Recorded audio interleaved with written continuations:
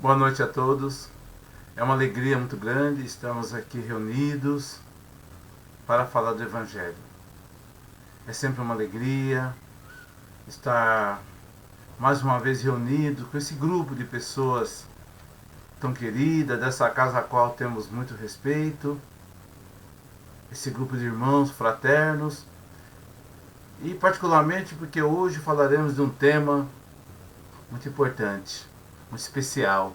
Vamos falar de um grande missionário.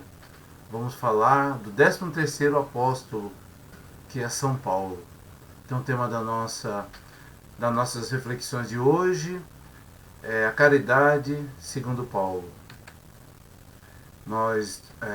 A base das nossas reflexões é o Evangelho segundo o Espiritismo, capítulo 15, fora da caridade e nossa salvação. E também o Evangelho de Mateus, o Evangelho de Lucas e Atos dos Apóstolos. Teremos a oportunidade de conhecer um pouquinho mais da história, da vida e da mensagem desse apóstolo dos gentios. Então vamos juntos aprender, resgatar as lições tão importantes desse grande missionário, desse que nos deixou um dos maiores exemplos de transformação no Evangelho. Então, primeiro vamos a algumas definições, né? Então, quando falamos de apóstolo, o apóstolo é o denominado enviado, o missionário ou o pregador. E como ele é chamado apóstolo dos gentios, tinha algumas denominações. Era chamado de pagão, idólatra, infiel, selvagem, não civilizado, mas biblicamente a denominação seria aquele que não é judeu. E Paulo de Tarso, ele tem algumas características importantes de nós resgatarmos aqui, relembrarmos, né? Ele foi circuncidado no 8º dia, segundo as tradições. Ele é da raça de Israel, da tribo de Benjamim, hebreu, filho de hebreus, e ele era um fariseu. Quanto à lei, ele seguia a lei farisaica. Ele era um perseguidor feroz dos primeiros cristãos. Ele era muito fiel à fé que ele professava na época, e de tal forma, né, que ele era irrepreensível na defesa dos valores de então.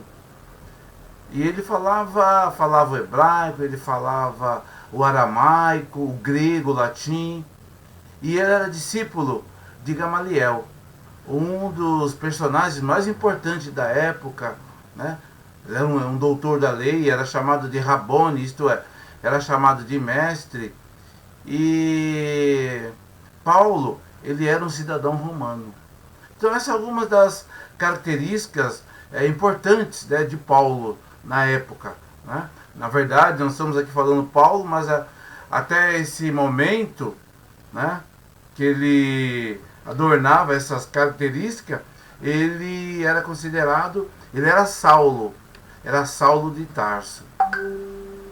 E durante muito tempo ele perseguiu os primeiros cristãos. Foram momentos realmente difíceis, né, para os primeiros seguidores de Jesus. Porém, numa dessas incursões aos locais de reuniões dos primeiros cristãos, ele pediu autorização para ir, né, em busca de Ananias, um dos líderes, né, um dos discípulos fiéis de Jesus.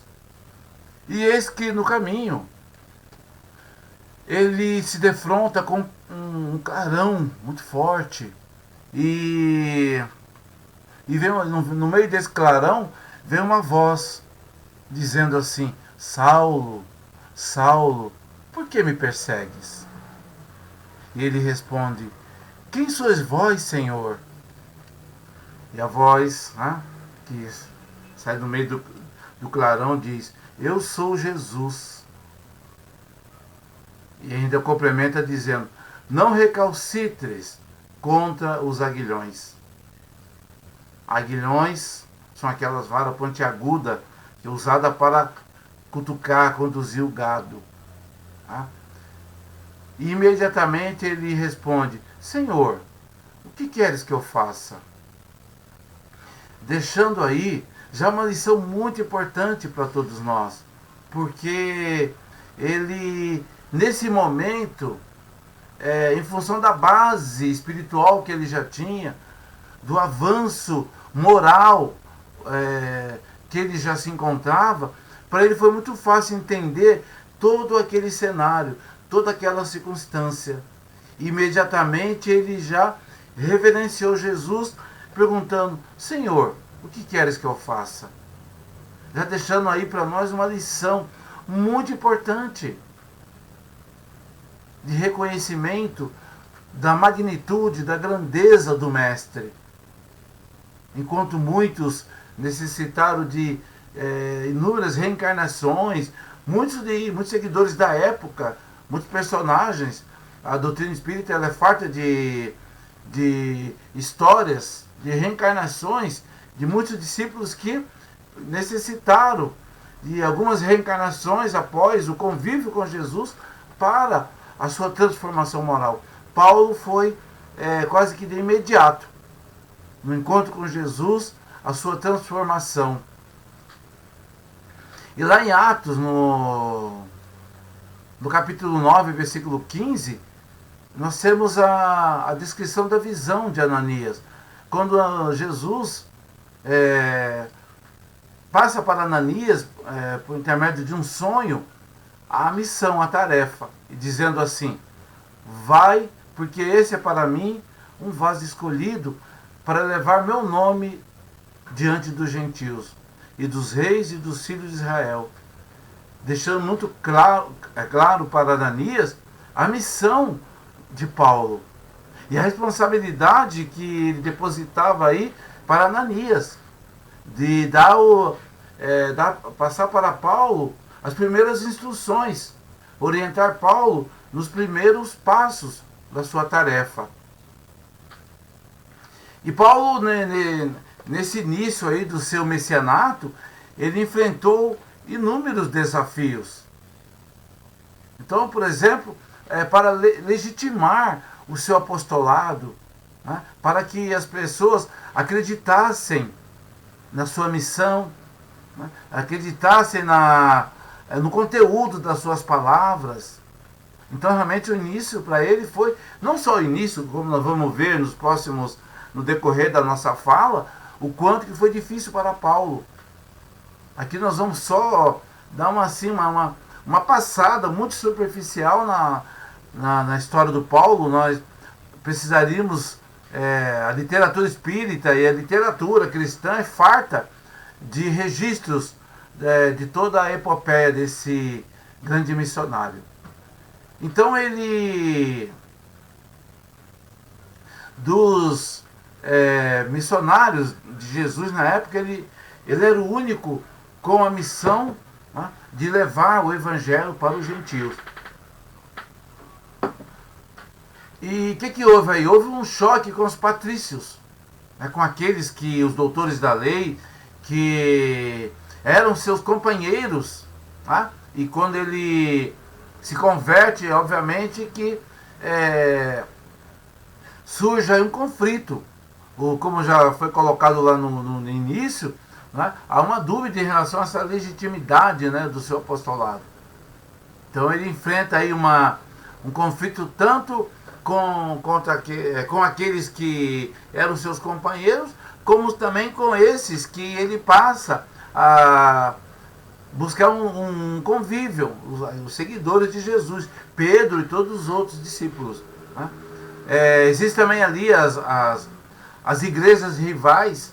Então realmente ele enfrentou inúmeros desafios nesse início do seu apostolado.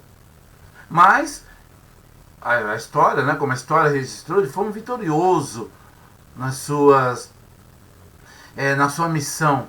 Ele conseguiu cumprir a sua missão, haja vista que estamos aqui, reunidos, refletindo, mais uma vez, estudando e assimilando todos os seus ensinamentos. E como a missão dele era levar o evangelho para as tribos da região na época, então ele não tinha condições de estar em tantos lugares, né? Então ele usou de uma técnica, de um artifício que foi enviar cartas, que são chamadas as epístolas. Então ele enviou, teve a epístola dos Tessalonicenses, a primeira e a segunda epístola aos Tessalonicenses, teve as epístolas, primeira e segunda epístola aos Coríntios, teve a epístola aos Romanos, aos Gálatas, aos Filipenses, aos Efésios, aos Colossenses. Aí teve aquelas pessoais que foi a Filemon, a Timóteo, a Tito. Teve a Timóteo, houve duas epístolas, a primeira Timóteo e a segunda Timóteo, e a epístola aos Hebreus. Muito bem. E Paulo, ele passou por inúmeros sacrifícios. Inúmeros sacrifícios, a exemplo de todos os primeiros cristãos. Então, a própria Bíblia Sagrada e a literatura cristã, ela é farta de exemplos dos desafios, dos sacrifícios enfrentados pelos primeiros cristãos. Tendo como exemplo maior o próprio Jesus. Mas Paulo, ele enfrentou cansaço pela longa e extenuante jornada a qual ele se propôs. Enfrentou prisões, golpes, passou por inúmeros perigos de morte. Ele foi preso pelos judeus 5 vezes, foi 39 vezes açoitado pelos judeus. Pelos romanos, ele foi 3 vezes flagelado. Aí é importante registrar a diferença entre flagelo e açoite. O açoite é aquele chicote comum. O chicote é feito de couro ou nylon, que seja. E o flagelo, além do chicote, ele tinha no seu entorno lâminas com pedra, com pedaço de chifre, para que a hora que batesse na carne, rasgasse. Olha o nível da crueldade. Ele foi apedrejado uma vez, ele passou por 3 naufrágios, tá? E nas suas viagens a pé, ele percorreu aproximadamente 25 mil quilômetros. Não é brincadeira, né? E sendo desses 25 mil quilômetros, 14 mil quilômetros a pé. As outras distâncias ele percorreu de barco, ao lombo de animais, enfim. Ele percorreu quase que a metade da linha do Equador, isto é, ele percorreu em distância a metade da Terra. Então realmente é um missionário, é um exemplo extraordinário. E ele deixou algumas frases assim de efeito que nós ouvimos e muitas vezes pronunciamos, que já caiu que já faz parte do cotidiano há muitos séculos. Então ele lá na sua primeira carta aos Coríntios, capítulo 6, versículo 12, né, em relação à fé, ele diz assim: tudo me é lícito, mas nem tudo convém. Depois ele diz: tudo posso naquele que me fortalece. Está lá na sua epístola aos Filipenses, capítulo 4, versículo 13. Já em Romanos, ele diz assim: se Deus é por nós, quem será contra nós? Está lá em Romanos, capítulo 8, versículo 31. Já na sua primeira carta aos Tessalonicenses, ele diz assim: alegrai-vos sempre, orai sem cessar. E complementa com essas lindas palavras dizendo assim: por tudo dai graças. Uma lição extremamente importante, porque realmente devemos a tudo dar graça nas nossas vidas. Seja os momentos de alegria, de felicidade, mas também os momentos de desafios, dos quais não estamos livres. Mas o foco principal da nossa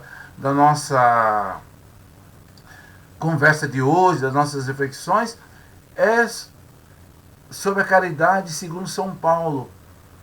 É isso que está lá, a mensagem que ele deixou, que nós vamos encontrar na sua primeira epístola aos Coríntios, no capítulo 13, dos versículos 1 a 7, no versículo 13, onde ele diz assim: ainda que eu fale a língua dos homens, e até mesmo a língua dos anjos, se não tiver caridade, sou apenas como um metal que soa e um sino que tine. Então fala a língua dos homens, né? É isso aqui, a nossa linguagem comum. É a língua dos anjos, a língua dos espíritos. São as manifestações mediúnicas, onde os médiuns têm a oportunidade de trazer as palavras dos nossos irmãos desencarnados. Então, mesmo nesse momento, há uma necessidade ali da prática da caridade. E ele continua dizendo que se não tiver a caridade, sou apenas como um metal que soa ou um sino que tine. Isso é, aquele sino que não ecoa, né? Que ele dá aquela rebatida, é um som que não é agradável, né? Quando batemos no metal e ele dá uma estancada assim. Então, deixando aí esse exemplo, né, da pureza.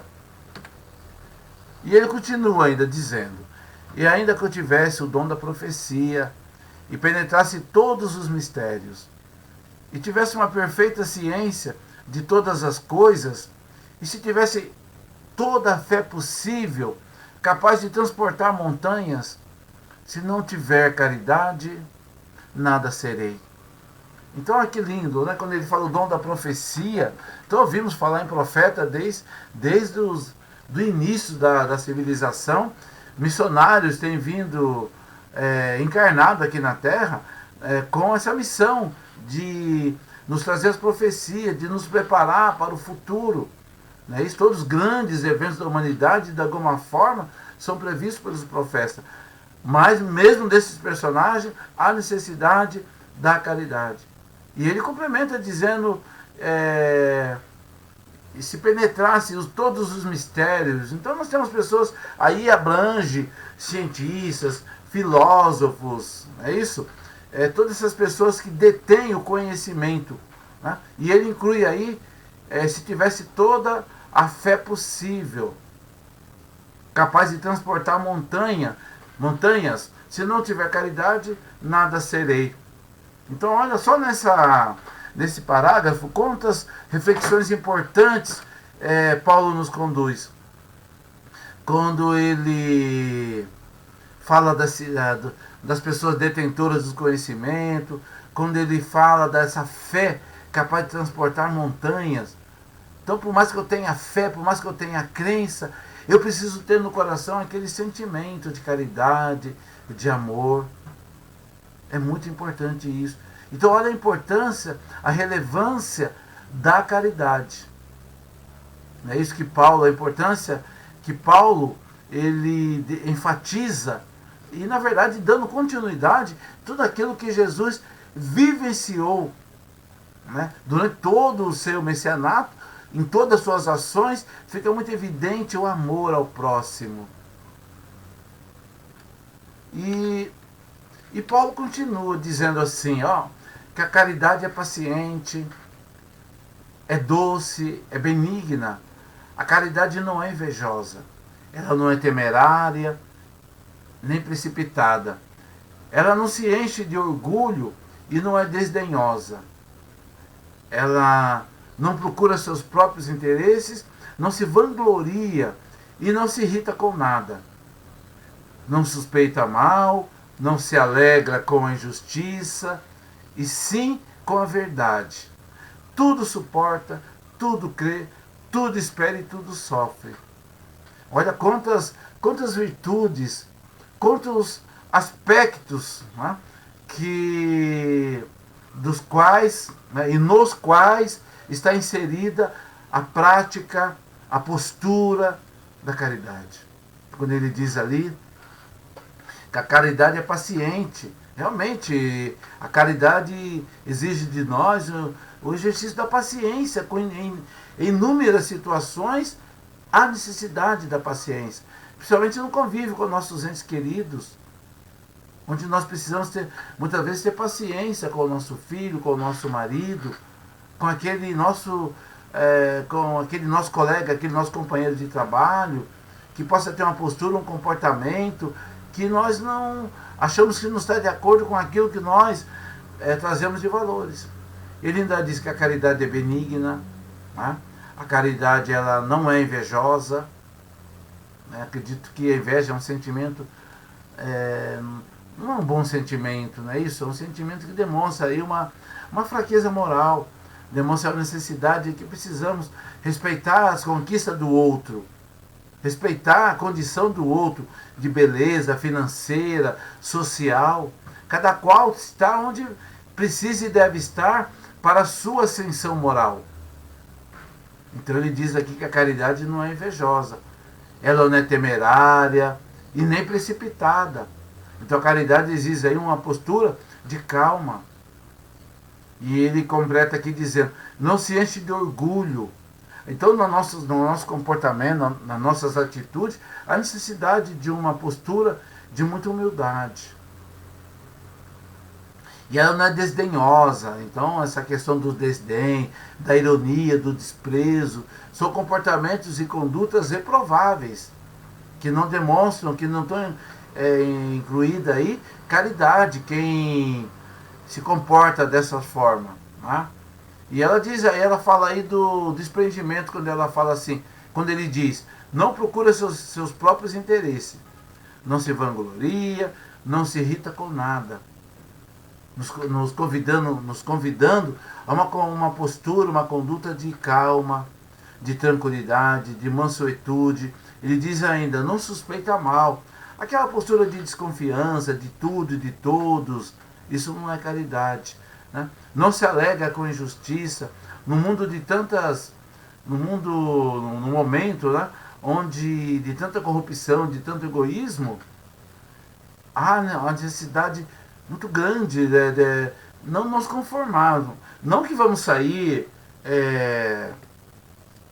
agredindo, promover movimentos, não. Mas é importante que tenhamos a consciência que aquele comportamento, aquela conduta, seja de uma pessoa, seja de um empresário, seja de um ente querido, não é correta. Então nós não podemos aceitar aquilo. Mesmo que eu não tenha a força de mudar, mas é importante no nosso íntimo nós não estarmos conformados com aquela situação. Muito bem. E ele continua dizendo, né? Ele finaliza, na verdade, esse capítulo dizendo assim, que entre as três virtudes, a fé, a esperança e a caridade permanecem.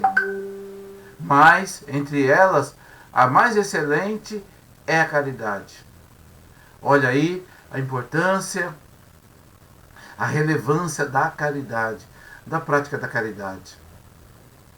E convenhamos que vivemos um momento, com toda essa pandemia, com todos esses desafios que foi colocado para toda a humanidade. É uma coisa incrível que em todos os países não tem um canto do planeta onde as pessoas não estão envolvidas, não estão inseridas nesse contexto. Estão, de alguma forma, enfrentando esse desafio. Então a prática da caridade nesse momento é muito importante. E ele frisa aqui o quanto que a caridade se sobrepõe sobre essas outras virtudes. A fé, não é isso? A fé é o nosso motor. A fé que nos movimenta. A esperança, a nossa transformação moral, ela está fundamentada, baseada na esperança, na certeza das promessas de Jesus. Todos nós, com certeza, cristãos, estudantes, mas principalmente praticantes do Evangelho, renovamos a nossa esperança a cada dia. cada vez que levantamos, fazemos a nossa prece, ali nós renovamos a esperança.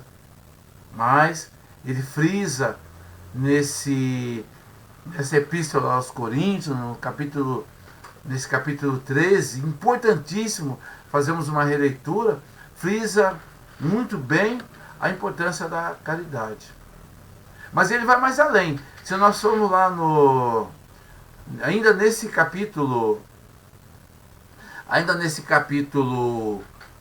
15, se nós formos lá no item 10, tem ali mais uma mensagem de Paulo no Evangelho segundo o Espiritismo. Porque Paulo foi um dos espíritos que colaboraram com Kardec na organização da codificação.